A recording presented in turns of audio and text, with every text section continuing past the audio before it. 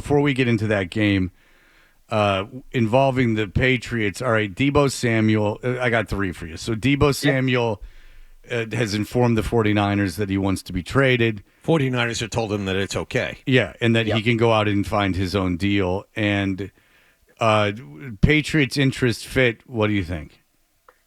So I'm sort of a no on this one. And part of it for me, guys, is after watching what we watched last night, talk to me about offensive linemen and defensive linemen. I know that's not the way it works. You got to also have receivers, and they need receivers.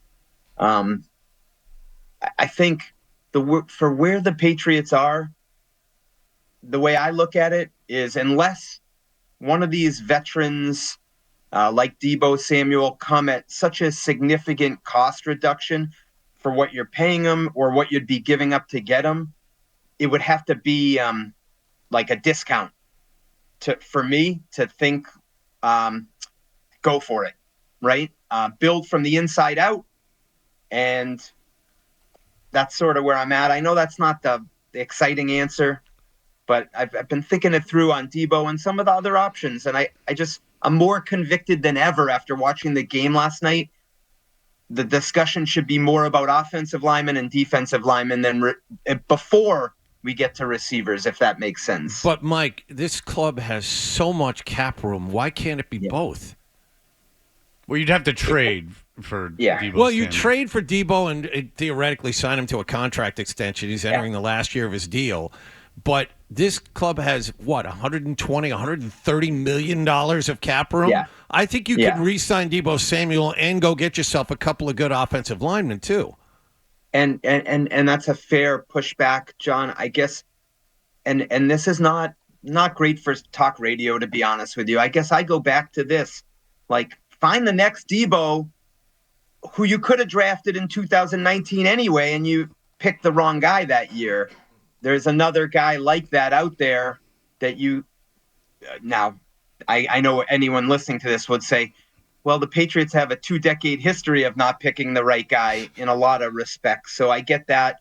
But that's sort of where I'm at on it, John. But so I think the uniform does? So the uniform can't pick receivers. That doesn't have anything to do with the current situation on over there. And you can still do that on top of all the other stuff. But I have said the same thing that Mike is saying, is that with receivers, you can find, maybe not in this draft, but you can find elite receivers almost every year in every draft, and there's a reason for it. It's because every kid's playing 7-on-7 and stuff, and everyone's a receiver now. No one's a running back anymore. All the elite kids play receiver. That's why in a draft like last year, you have Neighbors and Robinson. I mean, you have guys from the same school, two guys from the same, or Thomas, not Robinson, Brian Thomas. You have Brian Thomas and Malik Neighbors from the same school that come out and are dominant receivers. Like every draft has some guys. So I have mentioned that too, Mike. So, okay, I'll just let you go. Cooper Kupp. So Cooper Kupp, to me, I'm sort of the same as I am on Deebo, but maybe a little less in the sense of I believe the cost would probably be limited because this is a salary situation, right? They're dumping him or they're trading him because of the salary. So my thought on that is you wouldn't have to give up much to get him, would be my guess. Probably like a pick swap like we've seen in other deals. Amari Cooper comes to mind off the top of my head.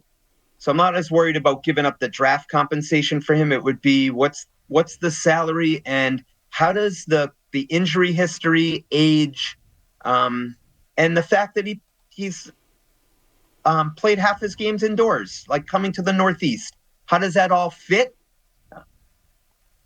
My thought, guys, is, well, I wouldn't hate it.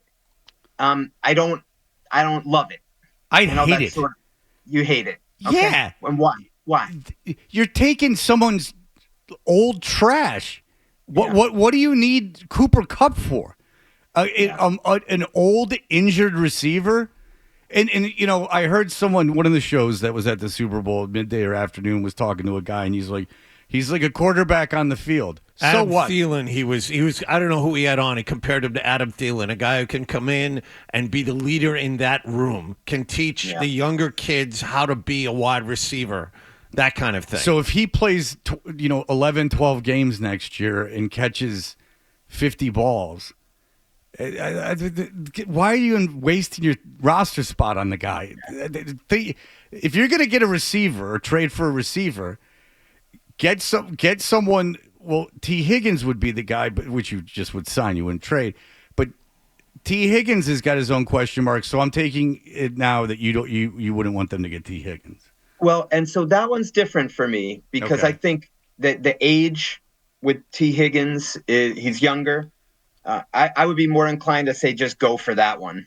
And if you really, I don't think the Jets would do it, but if you could somehow get Garrett Wilson, if they have some, they wouldn't do that. That would be the one I'd say go for. So I'm not like a no on all of it. But that's those are just my thoughts on it. And I think also too, where you are in your development of the team, right? So this is our first year of Vrabel's program. They're more than a year away. I look at it like Debo and Cooper Kupp, to me, are guys like if you feel like you're a year away, maybe you're more aggressive. I'd be more inclined to look for. Remember when they got Danny Amendola back in 2007? I know I'm going way back, but a little bit younger, a guy who was closer to the start of what he was about to do than the middle or the end. I'd look for a guy more like in that category if you could. Right. And then, so even if they weren't a number one receiver, you could bring a guy in. Well, because you're more likely to get a guy that's, going into his second contract, that's a second or third receiver that you could bring in. Because if you if you give all that money to T. Higgins, you can do it. But if you give all that money to T. Higgins and he turns out not to be a true number one, some point during that contract, that might bite you in the ass. That's the only thing. And Fred, I think that's okay. I think if you got to take some chances, right? So I think that would be fine. I wouldn't hesitate with that being the reason not to do it. But I know receivers, running backs, quarterbacks, like that's what moves the needle. But really, after what we watched last night, how could anyone not look at that and say, start building from the inside and then work your way out there? And I'm not saying you don't do receivers, but man, I thought that was a great advertisement for what the Patriots need on both sides of the line of scrimmage and how deficient they have been in those areas. And last season specifically, but even couple before that too. Okay, Mike, does last night change your thought on what the Patriots should do it for? Let's just say Abdul Carter is gone, the two quarterbacks somehow go, and you have Travis Hunter sitting there for you to take it for. Do you take it now? Do you take Travis Hunter, or do you reach for or trade down to take an offensive lineman? So or Mason Graham, the defensive tackle, or Mason Michigan. Graham, one or the other. You're saying Abdul Carter's gone? Yes. Okay. Yeah. Very good. So this, I'm going to sound like I'm contradicting myself, but whoever is rated higher on your board at any of those positions, just take them, because it's not one. You're not one player away, and you need other than Christian Gonzalez and Drake May. Who would you look at on the team and say that's the blue chip player? Okay, no, you're right. Right? There is right on that? No. There's no blue chip player. But Travis Hunter would be number 3 on that, right? Sure. Yeah. So you were just talking about building from the inside out. I know. So it does go around in a circle a little bit. I guess I'm looking at it from a standpoint of, do I want to go for some of these older receivers and devote those resources, which I guess is a little different than the number 4 pick. And, I don't know. Well, if there's an elite talent in the draft and you believe that there's no other elite talents in the draft, you take the elite talent. I mean, I don't think that's, even if it's redundant. I agree. Yeah, you take. If Travis Hunter's there, you take him. Yeah, sure. because if you believe, because even some people, I don't know anything about them, but some people have Abdul Carter going, later in the top 10. Okay. But Travis Hunter seems to be the only unanimous star, and if you believe that, and you think there's a huge fall off after him, then you got to take the superstar. All right, Mike.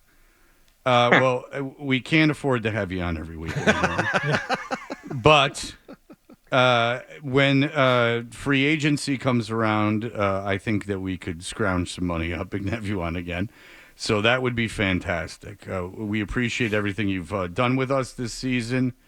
And do not be a stranger, my friend. If you like that clip, and how could you not? Check out more videos from Toucher and Hardy here. Point slightly up and to the left. For more Patriots analysis and opinion, hit this playlist. Point slightly down and to the left.